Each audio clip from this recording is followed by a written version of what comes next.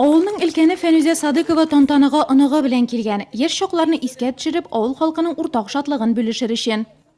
Яшьләр әзәйде дә әзәйс булса да, хәзер бүгенге вакытта шундый әйбәт клубны ачыруга халык шатлана инде. Киләбез Алла теләсә. Яңа клуб бит инде ул. Менә әле күптәннән киттеләр бит инде. Шатланырга сәбәп шунлап та саллы. Мәдәният учагы авыл кичләрен күптән инде җылытмый иде. Җимерек клубка кеше йөри алмавы бер хәл. Ул соңгы вакытта ягылмый торган булган. Түбәләр оқканы, стеналар рушиться итә башлаган инде. Эш күп инде булай.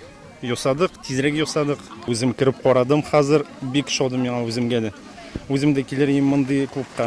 Мәдәният йорты бинасына 28 ел. Бүген ул икенче сугыш алып яши башлады.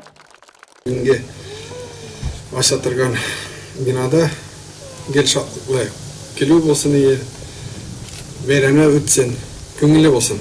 Шуны тәп калам. Яңартылган мәдәният йортының матурлыгын бүген инде төзүчеләр генә түгел, бөтен авыл халкы күзәтә алды. Кәкре атаулылар арасында аны күрер өчен махсус Мәскәүдән кайтучылар да бар.